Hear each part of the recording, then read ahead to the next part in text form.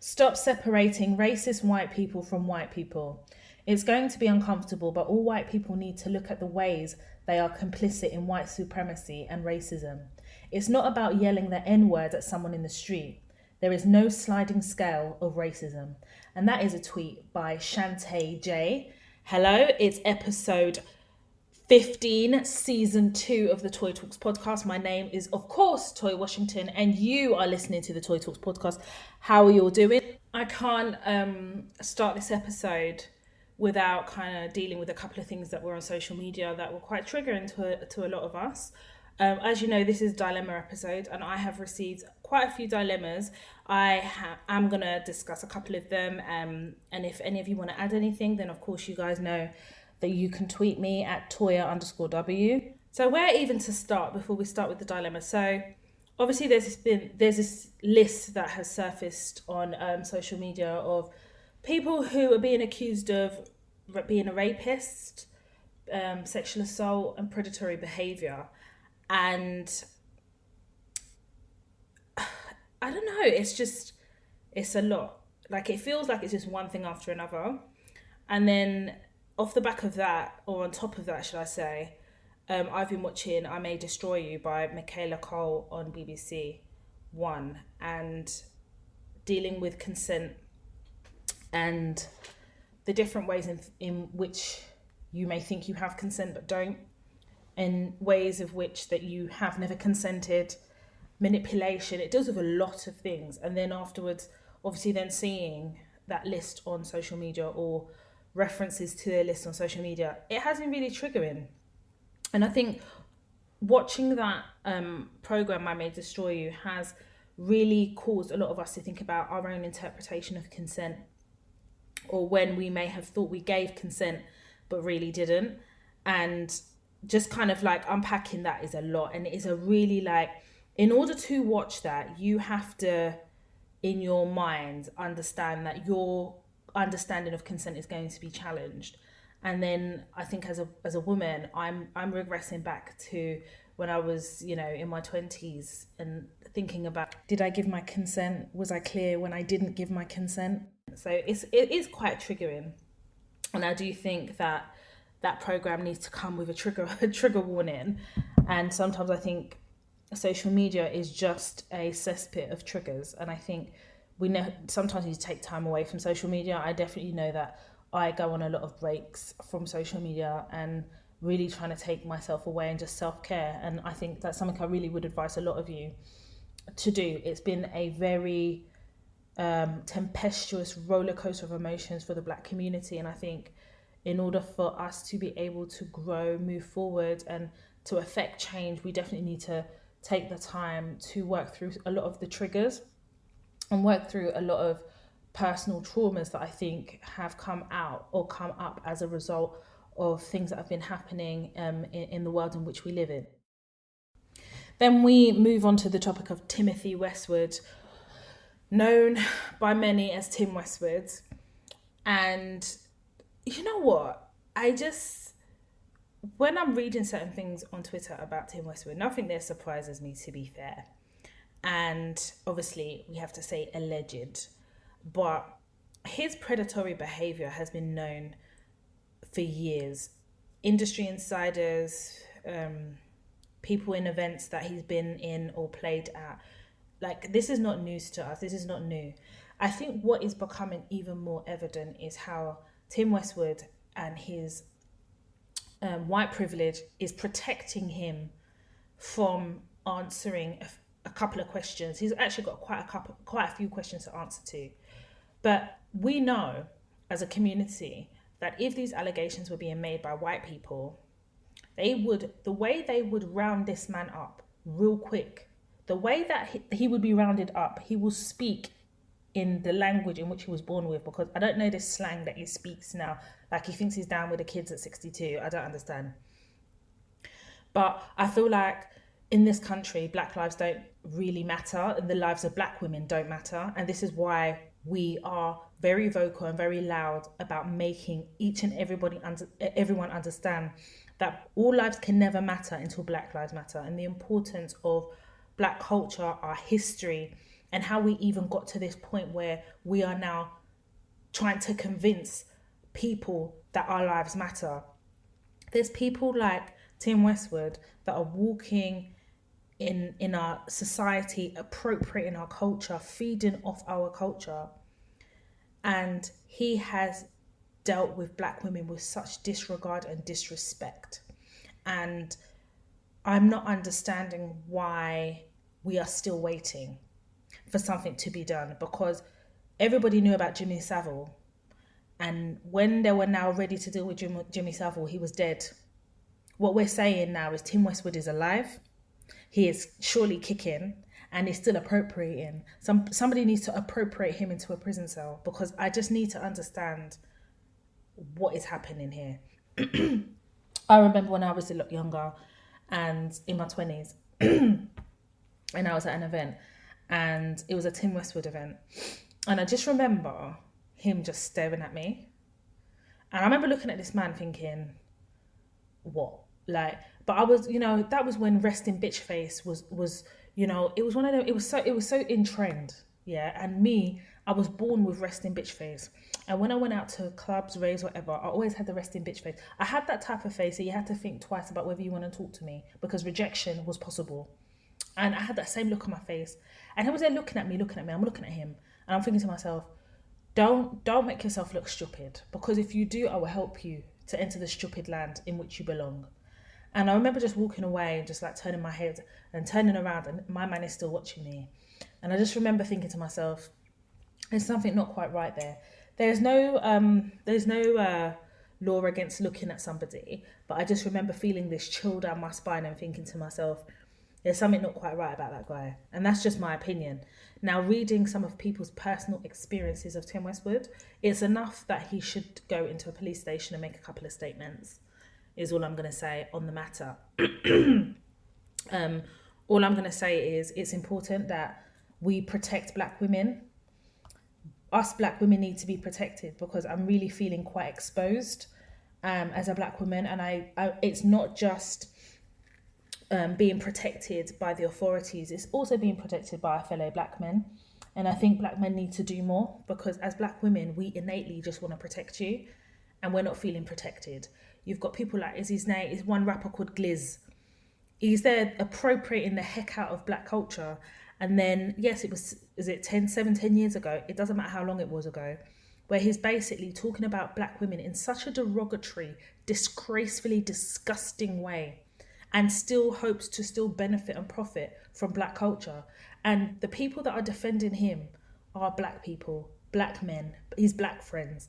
But these black boys are not understanding that every time Gliz was saying something disrespectful about black women, he was talking about each and every one of us, including the black women in those black friends of his lives. Like, the black friends that he has, they have black females in their lives. Do they not understand that for once it is okay to defend black women? Like, nobody is going to look down on you. And even if people do, that's their business. But what some black men don't realize is, unless you are willing to lift up your own, nobody will lift you up, because white people will only use black people so far as they can benefit. Outside of that, they don't give a crap. And it's just a bit of a shame where we're screaming and shouting and fighting to be heard in this Black Lives Matter movement, but yet in terms of inside the black community, there are some black men that are forever allowing black women to remain exposed. And there was something that I saw online, and it says, respect black women, protect black women, believe black women, listen to black women, prioritize black women, fight for black women, stand up for black women, love black women. Oh, so powerful. So powerful. And you guys know that I'm a black woman.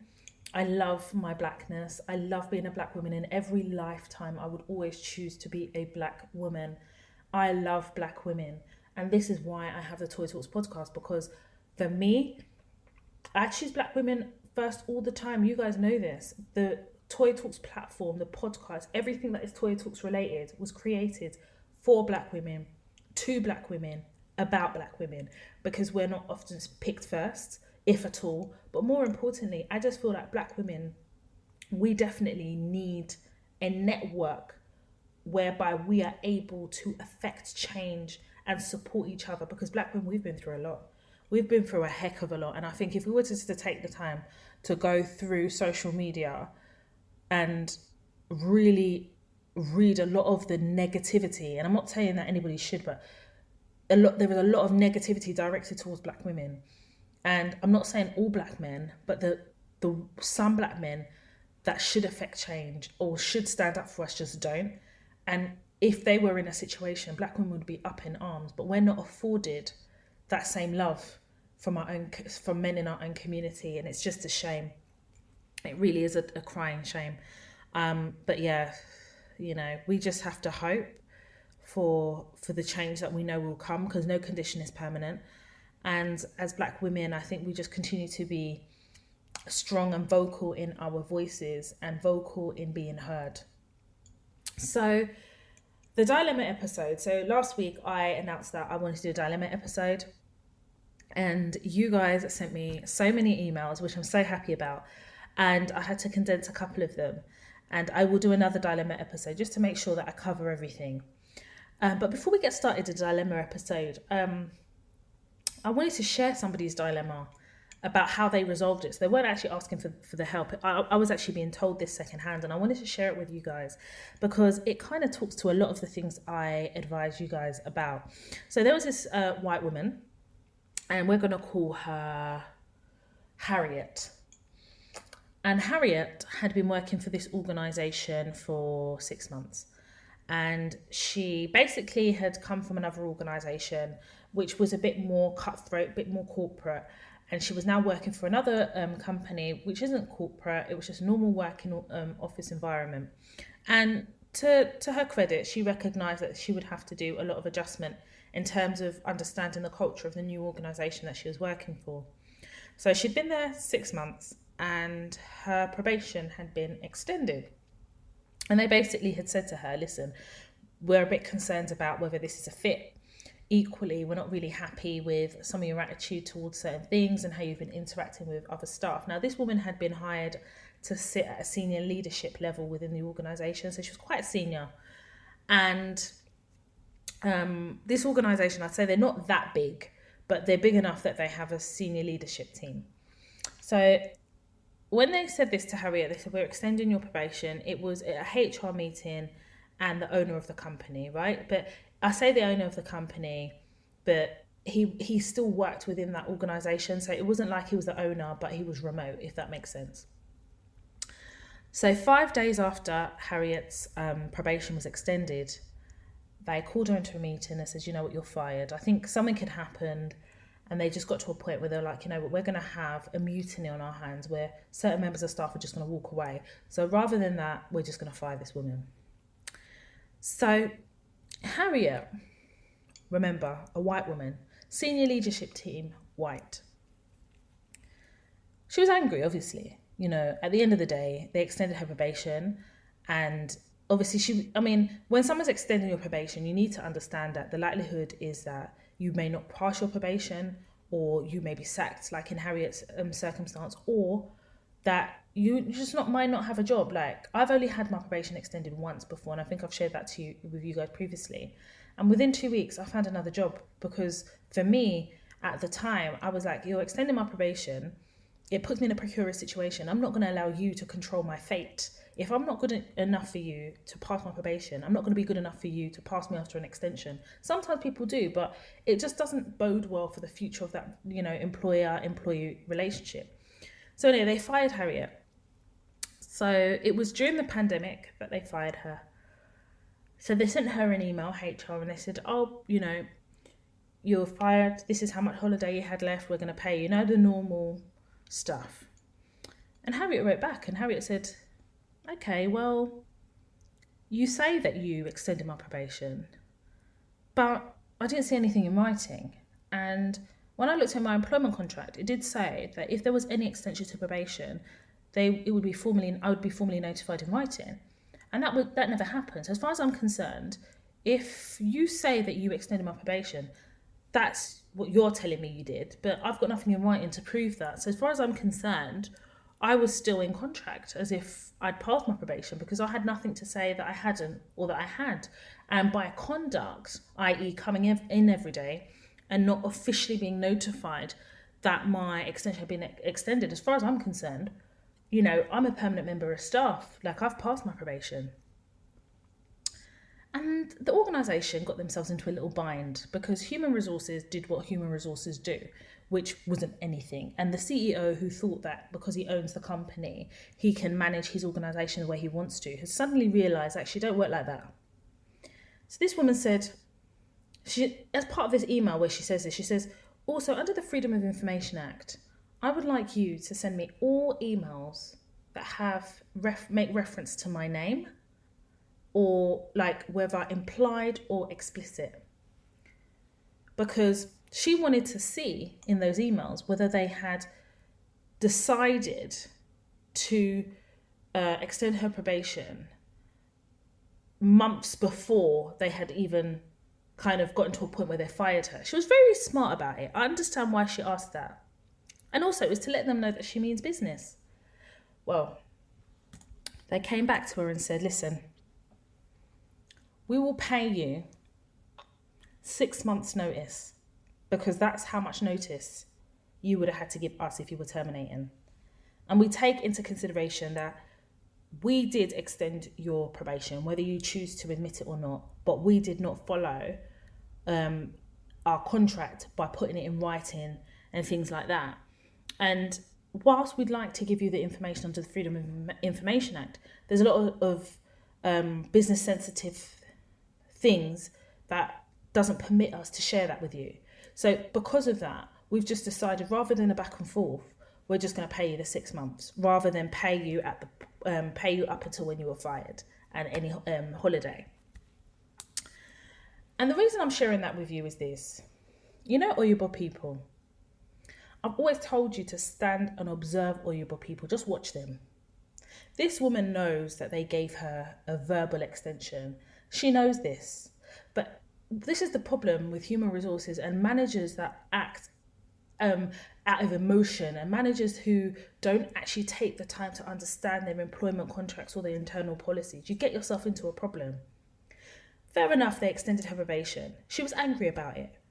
But it's the way she dealt with it. She put her emotion to the side and was like, you know what? No, we're not going to do it that way. I'm going to go to my employment contract. I'm going to have a look at what it says about notice periods, what it says about probation periods, and I'm going to now use this to teach these people a lesson. And when this story was told to me, I was laughing because she'd done exactly what I would have done if I was in that situation. But how many of you guys would have known to do that or to think about that? And this is what I always say. A lot of the rules and the structures are developed, actually all of the rules and the structures and regulations are developed by white people. But it's those same white people that don't even remember how to use them or that they exist.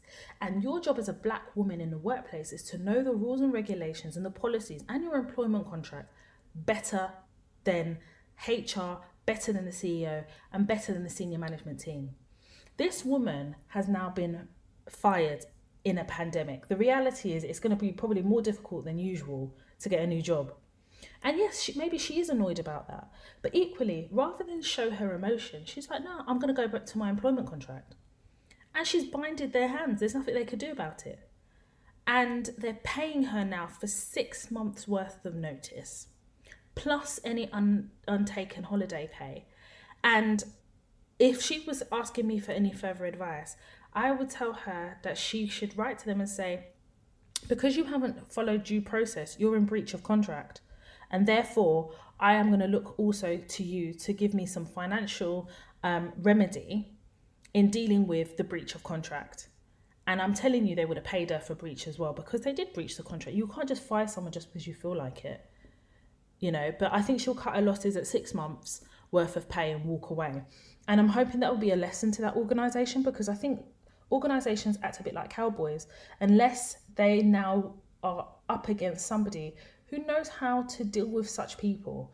I think it's heartless to just sack somebody because you don't like them or maybe they're not getting on with someone. But when you extend somebody's probation, you need to put it in writing. I mean, most employment contracts have a guidance within the contract about how probation is going to be dealt with. If you do not put in writing that you're extending someone's probation and you just say it verbally, and the person says, I don't have any recollection of you saying that to me, as far as that person's concerned, they've passed their probation. They're in the throes of their full employment contract. So when you decide to sack them on the spot without no notice, you're in breach of contract. And believe me, there are financial ramifications. And I think this organisation have learnt that. And I just found it interesting that it was a white woman that really took that organisation to task, to a point where now they're shaking and quivering. As soon as you ask them for freedom of information, of course, because they know that there's things in their emails that they don't want to come out. So the best thing to do is pay off this woman. And I think when I was told this story, I was thinking about, what do I learn from this? And one thing that I learned, that the importance of the things that I always say, like I said before, understanding your employment contract, observation, understanding when an organisation is not working for you. It's not a failure to walk away. I think that walking away shows a level of strength. You know what you're going to settle for. You know what you're going to accept. And sometimes understanding that if an organisation has breached their employment contract, you don't have to sit there worried about, references and referee. No organisation can give you a bad reference. They can't, and they won't. They'd rather just not give you one at all. But to give somebody a bad reference and then be sued because of defamation of character, like, there's a lot of organisations that have been through that. So as a precedent, if you like, they just will stick to the facts. This is, yes, I confirm her name, her title, and how long she was there for. And there's nothing personal in those references. And I think this woman has been smart enough to assert her rights and assert herself. I mean, if that was a black woman that said all of that, I'm sure there would have been a lot more back and forth before they got to a conclusion about how to settle that. I'm always the first person to tell you guys to put things in writing and write things down. But I think this is where I'm going to caveat it slightly.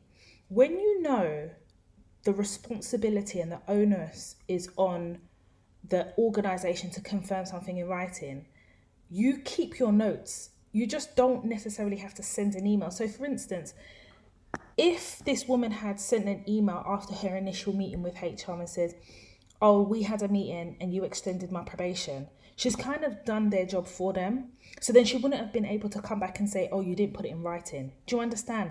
I think there has to be an element of, you have to put your brain in gear, especially when you're dealing with Oyibo people. Now, it's their responsibility contractually to confirm when you've passed your probation.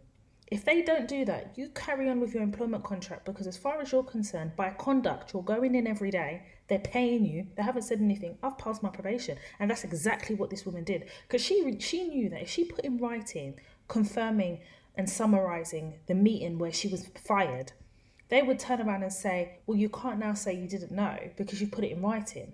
Do you understand what I'm saying? So when the responsibility falls on the employer to do something, don't do it for them. Don't do it for them. Because look at it now. My girl's collecting over £50,000. 6 months, she's collecting over 50. And when I say over 50, remember, I haven't even added the holiday pay that this woman is collecting. And I definitely will continue to say to you guys, yes, you have to write things down. And in this case, put it in your notes. But you can't do human resources job for them because they're too lazy to do it. Because what happens is, when they fall short of what they're supposed to do in their employment contract, then you as the employee will now enforce your rights through the employment contract. That's how it's done. I'm definitely going to do a episode on passing your probation, where we're going to deep dive into a lot of these things, because there's certain things I need to share with you guys about the employment contract, but more importantly, how to pass your probation, because I've passed every single probation apart from the one time in my 20s where it was extended. And I may reiterate that story again just to bring that to life. Equally as well, I am planning to do a understanding your employment contract masterclass on the Toy Talks website, because I ran a poll on Instagram and that was very, very popular. So I'm definitely going to do that. And we will look at, the clauses that deal with your probation and things like that. I definitely think it's really important that we discuss it, because during your probation period, I've always told you guys, the organisation is on probation just like you are.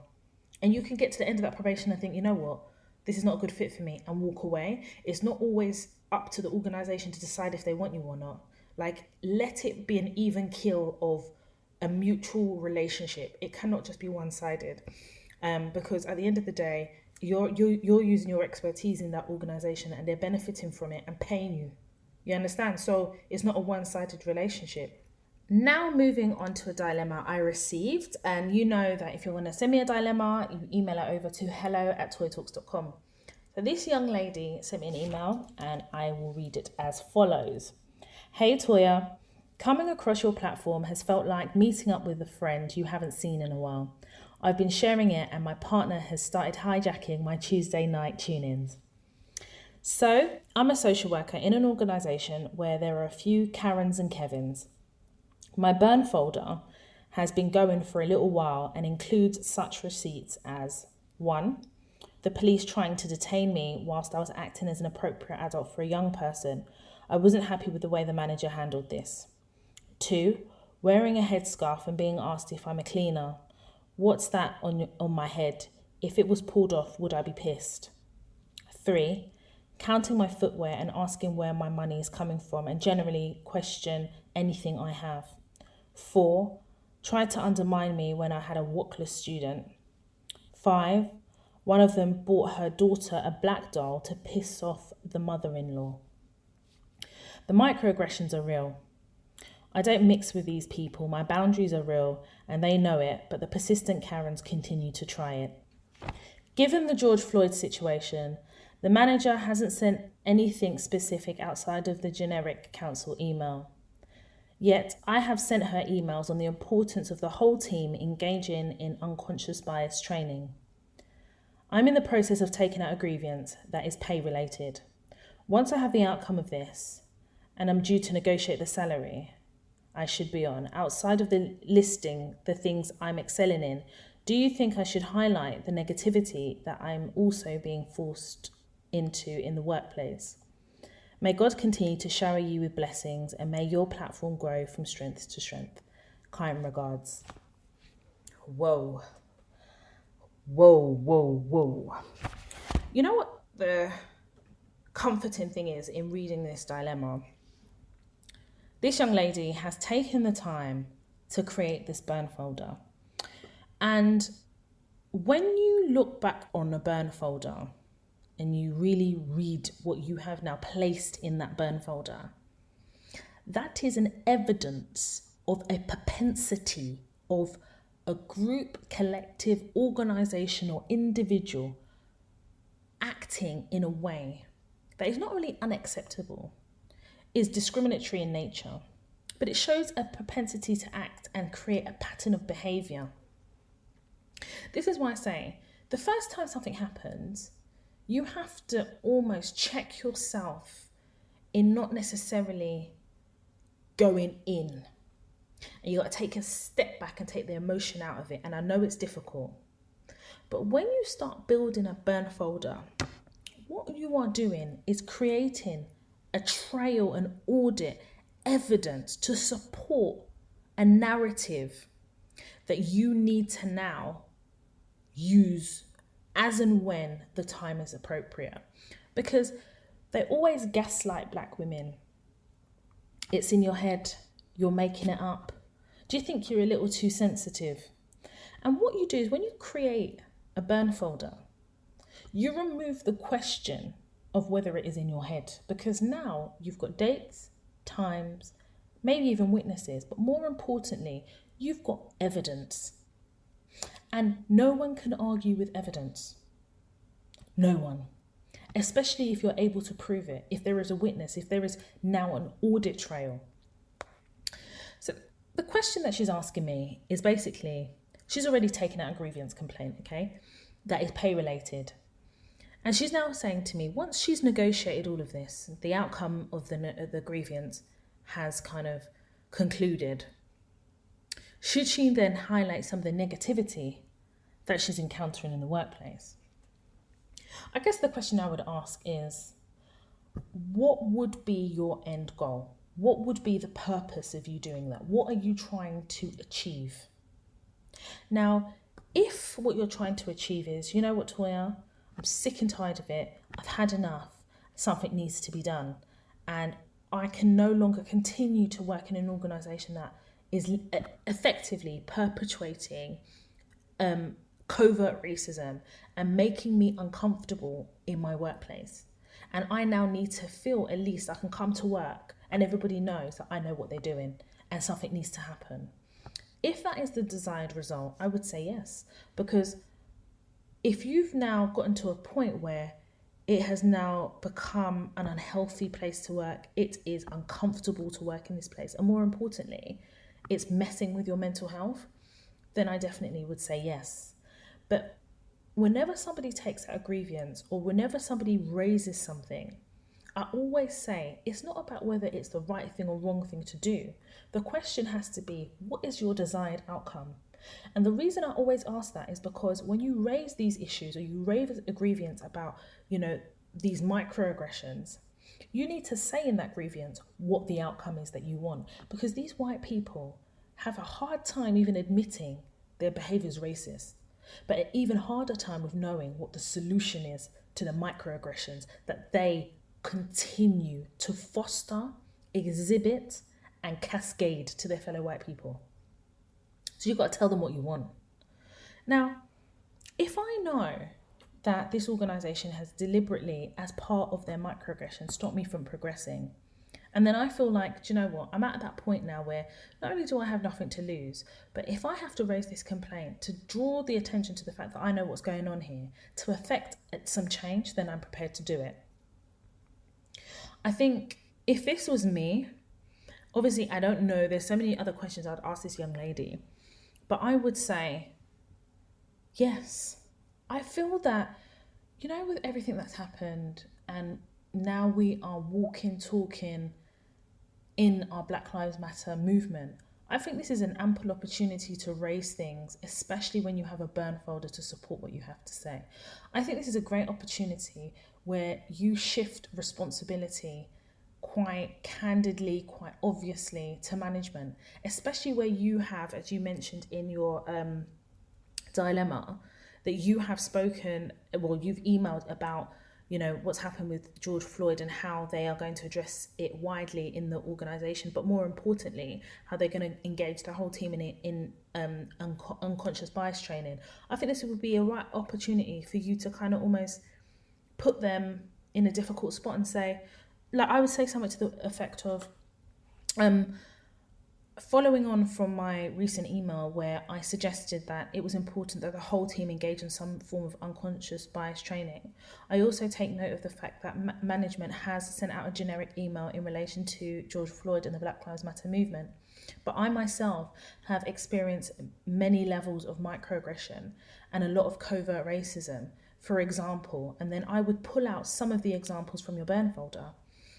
Whilst I have been made to feel like I am not good enough, while I have been made to feel uncomfortable, and while my blackness has often offended my fellow work colleagues, I do think that this is now the time to address a lot of my experiences, and I would like to understand what this organisation is going to do to support me as a black woman, as an ethnic minority woman in this organisation, and protect my mental health. As of course you know, this organisation and all employers have a duty of care to protect employees, and I would like to know how this organisation is going to protect me. You could just say it like that, just write it like that. Because then what you're doing is you're forcing their hands to take responsibility. And I think, again, the question needs to be asked is, what is the outcome? What do you want? I think whenever there's microaggressions with employees, like my colleagues, I tend to challenge it, but I do it in a roundabout way. So, for instance, if I was in an office and a colleague told me that she's going to get her daughter a black doll, so imagine this colleague is white, I'm going to get my daughter a black doll to piss my mother-in-law off, or maybe the daughter's mixed race, I don't know. I'd say, but why would a black doll piss your mother-in-law off unless your mother-in-law doesn't like black people or black dolls? I'd say something like that. Because, number one, I'm not being confrontational, but since you've decided to share that, me too, I'm going to question it to understand what you're trying to get at. And you know me, I'm black, so what are you trying to say? And I think there's ways of dealing with Karens. Don't get me wrong. Karens stay ready every single day. Like, who really has energy for that? But I definitely think that there has to be ways in which we now have to covertly challenge their covert racism. Do you understand what I mean? But I digress. I hope that I've answered this question about how to deal with this, and I've given you a bit of wording, I think, to use in an email. And I think more importantly, employers' duty of care is not just making sure that everybody's okay. It is a step further. It's about being proactive about that, and that's what we're talking about. And as part of that, I was thinking about kind of what the Toy Talks platform can do to continue to be proactive in the lives of Black women. And something that I have been working on, I want to share with you guys is, I don't know if you guys follow me on social media, I hope that you do. I was supposed to actually do a talk at a university, and unfortunately because of the pandemic and the lockdown, it has now been rescheduled. But part of the Toy Talks platform is education, and therefore I want to announce that Toy Talks will also be going into workplaces and educating workplaces about unconscious bias, about racism, and more importantly about the racism and the covert racism and the use of white privilege as a weapon to oppress Black people. And I'm going to do that education for organisations. And there is already an organisation that I've engaged with that have asked to utilise my services to be able to deliver that. I think now we're just talking about how that will be delivered, especially with like the lockdown. And I know the lockdown's easing, and you know the focus for a lot of organisation is how to move forward in this new world. But it's definitely something that I am hoping to roll out to as many organisations as possible. And what it will entail is me going into organisations and spending half a morning, half a day, or even a whole day delivering workshops about unconscious bias and racism, and also educating them on what Black Lives Matter actually means and why it is happening. Because some of these white people, they stay oblivious, not because they don't know. It's because it's safer for them to remain oblivious because they're trying to protect racism. Because protecting racism protects their ability to oppress Black people. It protects their strength, the strength in which they use to continue to oppress us and be racist under the guise of white privilege. So it's definitely something that I think is important. So definitely a training that I never knew that I would be doing.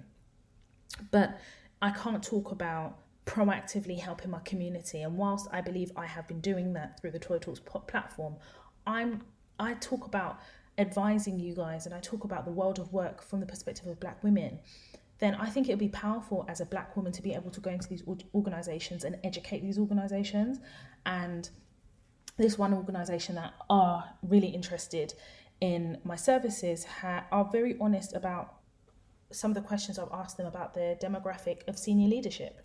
And I'm also going to be looking at, you know, make a recommendation about recruitment and how that should look. You know, you can't have a global organization and you have different races, different creeds, and your senior management doesn't reflect the wider organization. That doesn't make sense. And the problem comes at the recruitment stages. It comes with the hiring managers and the unconscious bias they have to recruit people that look like them, who are white. And it means that we are blocking the ability for Black people to get through the door, especially when they should be through the door, because they have what is required to be able to fulfill certain job roles. But that unconscious bias keeps that door shut from them entering these organisations and affecting change. So, sorry, I digress. That is something that Toy Talks will be providing. So anyone who's listening to this and you know that you want to suggest it to your organisation, if you email hello@toytalks.com, I will be able to give you some information packs about what Toy Talks does, how it delivers it. Obviously, it comes at a price, but organisations have the budget, and they should have the budget and apportion the budget for equality, equal opportunities, and to be talking about education and training. They have training budgets. It comes out of that. Thank you. So in May, I again asked about if anyone has any dilemmas, any questions, to send it through to me. And there was one that actually came through Instagram and I answered it, but I wanted to share it on the episode because obviously this is a dilemma episode. And it says as follows: how do you survive as a quiet Black woman in the workplace? And my response: Black women only have the luxury of being quiet in the workplace if they are happy to settle. I don't know how to survive in the workplace as a quiet black woman because I'm not quiet in the pursuit of success. I use my voice, but I do it professionally and strategically. The white construct of the workplace see quietness as a subservient. To survive in the workplace, you have to find your voice. It doesn't need to be the loudest. It just needs to be a voice that is able to be heard. Everybody has a different personality type. Believe it or not, I used to be very shy, very to myself, and quite reserved. Life has made me like this, okay? Any organisation where I have seen a quiet black woman, they are usually the employee that is mistreated the most by white members of staff and senior leadership. Like I said, your voice doesn't have to be the loudest. It just has to be a voice that is able to be heard. You need to be strategic. Don't get me wrong. Listen, there are just some people that are happy to coast and they are happy to be quiet and not seen. But then it is in paradox to being successful, because successful people, I've never met a quiet successful person. At one point, they would have had to use their voice. And I think in order to survive in the workplace, it requires strategy, and that requires a level of planning. It requires you to project manage your career and understand when to assert yourself. And you don't have to be the loudest in the room. No one's telling you to be loud. But if you're not willing to use your voice, that means you're choosing to be quiet. And that quietness is always seen as subservient, because white people prefer black people not to speak, because as soon as we speak, what we have to say makes them uncomfortable, and they are obsessed. They need to protect racism because they're protecting their position. So you have a question to ask yourself: what am I trying to achieve in the workplace? What am I trying to achieve in my career? Because quietness and success don't work hand in hand, especially for black people. It's not a luxury we have. So you need to find your voice, and that comes from being confident in yourself and understanding what you have as a black woman that you are able to assert in the workplace. What do you bring to the table? How are you going to use your skills and your knowledge and all the work and sacrifice that you have made to get to where you are? How are you going to use that to be able to navigate the workplace and still be a quiet person, but allow everyone to know that I'm quiet, but when I need to talk, I will use my voice. And there is a power in being able to use your voice and be heard without having to shout. I've never had to shout in an organisation. I've never lost my temper. I've never had to, because I know the strength in my voice and how to speak with authority without having to shout and without having to scream or draw attention to yourself. And it comes from I'm very confident in who I am, because I've been told for many years what I'm not, or what I couldn't, or what I shouldn't. And when I understood the strength of my blackness and the strength of who I was and the sacrifices my ancestors and my parents made, that gave me the strength to find my voice in situations, and often uncomfortable situations, where the white man would have preferred me to be quiet. So the question I have to ask you, dear young lady, is what are you willing to sacrifice to remain the quiet person? Because you're going to have to sacrifice something. And I just hope it is not your self-esteem, because your self-esteem is what is going to be able to get you through the white construct of the workplace, the strength of self. And it's important as black women that we find that strength within us, because there are going to be so many doors that are closed. There's going to be times when our ability to be able to perform is questioned purely because of our race. And we have to be able to discern from people who are genuinely just racist and people who genuinely just want us to succeed. But nobody can want you to succeed more than you. You need to want it more than anybody else, because the responsibility of the success of your career and how you navigate the workplace sits with you. So the next question I got wasn't necessarily a dilemma, it was more of a question. And it reads as follows. What advice would you give to your younger self? And my response, you are born for greatness. The feeling of self-doubt should not stop you from doing what makes you happy. Mum is broken. She resents the fact that you are utilizing the opportunities she didn't have. Stop trying to buy mum's love. Nothing you do would be good enough. But know that you are enough. Don't allow her to cause you to measure your value according to her standards. A broken person has broken standards. And that's how I responded to that. And I wanted to share that in this dilemma episode because one of the dilemmas I had was about how do you kind of break through kind of quite traumatic relationships in your family and not allow it to kind of seep into your work life.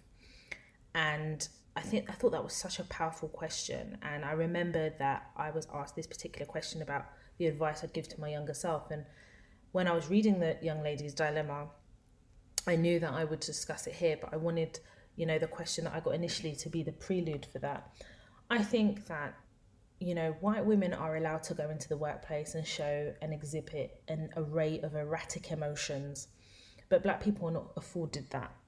And I think as black women, it is also very tiring for us to just be strong all the time because we're human. Like we can't be strong all the time. And sometimes it's just exhausting to be strong. And it doesn't mean that because you are emotional or you're upset or you're crying that you are not strong. But I definitely believe that in the workplace, in order to be tactical in how you maneuver, you can't show the white man the emotions that white women possess. And I think that white people rid us of any type of emotion anyway. And I definitely have always said that in the workplace, there's no place for emotions, especially when you know that you're constantly entering into a workplace that has not been built for us. So why would you introduce emotion into a construct that has been designed for us to not succeed? What we're trying to do is redefine what success means to us and observe white people enough to understand the construct better than them. So introducing emotions it's not gonna work to your advantage. I definitely understand how traumatic and difficult relationships at home, or even if you're just going through something at home, you go into the workplace, and sometimes the pressures of the workplace can really just take its toll on you. I get it. There's times when I've gone into the workplace and I've had to go into the toilet and just have a good cry. Do you know what I mean? Because things at home were just that bad. And I think something that I've always cherished is what work meant to me. Work to me was always a refuge because I was good at my job and I made sure that I really took the time to understand my job and learn and ask all the questions to be able to do my job properly. I always then saw work as an escape. So I was less likely then to show any type of emotion or to share my personal family ups and downs with anyone at work, because ultimately you get a bit of drink inside of them. They're literally blabbering all your business in the pub, and I never wanted that to be me because I've watched it being done to other people. And I think that with black people, we go through so much and we've been through so much, and I just think that the black struggle and the white struggle, white people don't understand black struggle, and I don't actually know what struggles white people have aside from waking up in the morning or trying to find a space on a train. Black people constantly are having to defend their blackness, explain our culture and why things are done a certain way. And I don't really have the time to educate white people about what black people have gone through and the history, especially when you have things like Amazon and audiobooks. Like, go and do your own research. I think that as black people, we have to be also emotionally responsible. And what do I mean by emotionally responsible? It's being responsible for our emotions and understanding that white people are so embroiled in racism and what racism is and what it means to them, that when you are thinking that you're speaking to somebody who will tell you they don't see race, when you walk into a room, they see your race before they see you. And I think being emotionally responsible is understanding that emotions doesn't have a place in a workplace. because they don't understand, or they don't seek to understand where a lot of that emotion comes from. So if you go into an office and you're upset maybe because somebody has displayed a level of microaggression, they will tell you it's in your head and they'll gaslight you. And your emotion is not considered. At that point, they just say there's something wrong with you. And you're walking away with that trauma, because I know there were many times in many organizations where a lot of the trauma I felt was from the workplace, and I was going back there every day. And I think I soon realized that there is no point building an expectation that if I come to work and I know I've got a difficult family life or I've experienced a level of microaggression, that they're going to empathize. So as soon as you stop expecting that from Oyubo people, you'll protect yourself from being disappointed. And when you protect yourself from being disappointed, you protect yourself from being hurt. And when you protect yourself from being hurt, you find strength in going into the workplace and sometimes having to put your coat of armor on. So I definitely always used to go into workplace, and as I walked through the doors, I had my coat of armor on, and that was my armor of protection. And I know that sounds really crazy, but that's how I dealt with and still deal with the world of work. Like I walk in, even as a consultant, I have a suit of armor that I walk in with, and you can't penetrate it. And it's easier said than done, but believe me, when HR act like they're your buddies and start stabbing you behind your back, when your boss acts like she's the most amazing person and she's the first person to put a warning on your file, you soon realize that in an organization, you have to be your own superhero. You have to narrate your own story, and you need to be in charge of what you want as an output of your career. And your success sits with you. It doesn't sit with anybody else. So when we talk about emotions and things that you're going through and things like that, those are normal things. But what isn't normal is the white man's inability to allow us to show any type of emotion. But Caroline can come into the office and break down, and then you'll literally write her off work for about 10 days. But black people are not afforded that. And I think definitely it's something that needs to be spoken about more.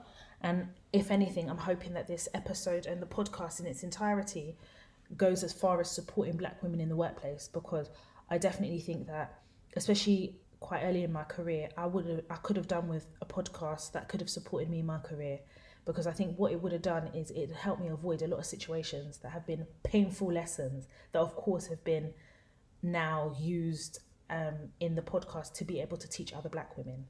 So I hope that explains and answers that young lady's dilemma. I really hope it does, and that I haven't just gone off on a tangent. So before we draw this episode to a close, you guys remember I did an episode called Black Gatekeepers, and I had a friend of mine who got in contact with me, and she says, listen, Toya, I love everything that you're doing. There are so many women that I've put onto your podcast. There's so many people I know that are benefiting from the podcast. And I was thinking about what I can do to help, even if it's just one black woman. And my friend Mimi, I affectionately call her Mimi.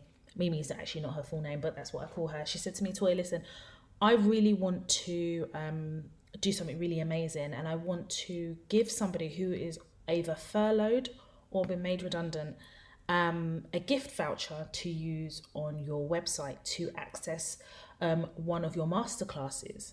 And I thought that was so beautiful. I thought that was so nice. And I just thought, wow, and I actually want to match that. So I want to run a competition for 2 people who have either been furloughed or made redundant. And you will be given a gift voucher, and you could use it on any masterclass. I've got the Toy Talks apparel coming out end of July, early August. You could also use it on the apparel if you prefer. But yeah, I want to run a competition. So it'll be 2 winners. And what I will do is, if you go on my Instagram, which is Toya_Washington or Toya_Talks, that is where the competition will be. But you guys get to hear it first because you are the podcast listeners. And so I'll run a competition. Obviously, I need some, whoever the winners are, the prerequisite of the competition is that you're either furloughed or been made redundant, and I will ask for some type of evidence to prove it before a gift voucher is provided.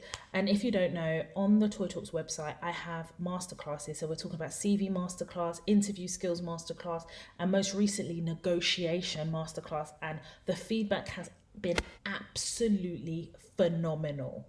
Like the feedback of the masterclasses. I also have a mother and daughter masterclass as well on there that's done really, really well. And it's about giving you guys those skills, and I go into a lot of detail. So for the CV masterclass, you imagine it's not just about how to construct a great CV and to avoid certain things in CVs, but it's also how to apply for public sector and private sector roles. I go through job applications and basically tell you guys what to do. With the negotiation masterclass, it's quite extensive. I go into the theoretical side of negotiation. Maybe if you're not that confident a negotiator, I talk about all the things that you do to prepare for a negotiation, how you engage in a negotiation, compromise, you name it, I talk about it. So yeah, the masterclasses are absolutely fantastic. I'm very, very proud of them. So yeah, you'll be able to use those gift vouchers on the Toy Talks website. That is www.toytalks.com, and it's not just restricted to those people in the UK. It is a worldwide competition, so make sure you go on to the Toy Talks website and have a look at that. But more importantly, to run in terms of the competition, it will be on Instagram, so go ahead and have a look at that. So last week, you guys really enjoyed it when I recommended some TV shows, and I have been asked by several people if I could keep that going in the podcast episodes, which I'm quite happy to do. So on to that end, I have been watching Real Housewives of Johannesburg, and it is absolutely fantastic. It's so refreshing to see rich Black people living their best lives in Africa. It is amazing. I love it. And I actually have an episode coming up that is dealing with a lot of the themes from the Real Housewives of Johannesburg, but more from the perspective of the fact that there's one white woman in the whole group, and how she is just so oblivious to racism and the microaggressions and the gaslighting that she does, and how it is then dealt with as a collective group. And it's quite interesting because whenever I have worked with white South African people, they exhibit the same microaggressions as I'm seeing in the Real Housewives of Johannesburg. So it's definitely something I'm going to explore in a podcast episode. So if you haven't watched that, go ahead and watch it. I watch it on heyu.com. And of course, I mentioned earlier in the episode, I May Destroy You, which is on BBC One, and it's written and stars Michaela Cole. It's really, really good. And of course, you guys know I love Insecure with Issa Rae, so I will always recommend that. I also want to reiterate that Toy Talks is for all Black women. You don't have to be in the corporate world. You just have to be in the working world. I'm no longer in the corporate world. I've spent probably equal amount of time in the corporate world as I have done in the working world. So I don't want anyone to feel like, oh, you can only really benefit from the Toy Talks podcast or the Toy Talks platform if you are in the corporate world, because that's just not true. It's for anybody who is a Black woman in the working world. I do know I have a lot of Black male listeners as well. You are more than welcome to listen and benefit from the Toy Talks platform. But yeah, this is where I draw this episode to a close. I have enjoyed, as always, delivering this podcast episode and the podcast. I'm really, really happy with the feedback that I've been receiving. I've been reading a lot of your feedback on Apple Podcasts as well, and I'm currently rated 5-star, which is fantastic. Also as well, up until today, I saw that a podcast launched on the 1st of January 2020, and to today's date we have over 16,000 downloads, which is absolutely phenomenal. And it wouldn't be possible without you guys listening and sharing the podcast. And I am so happy and I'm so grateful for each and every one of you who has and continues to support the Toya Talks platform. If you don't follow me on social media, go ahead and do it. Instagram, Toya_Washington or Toya_Talks. Of course, I'm on Twitter, Toya_W, #Toya Talks, or of course follow me on Snapchat, Toya Washington, all one word. Thank you guys so much for listening. It's Tuesday, so of course you're listening. Make sure you share this with your friends, your family, or anybody you think that could benefit from the Toy Talks platform. Please share it and I will greatly appreciate it. Make sure if you're listening on Apple Podcasts, you rate and review. My name, as always, is Toy Washington. And you have been listening to the Toy Talks podcast.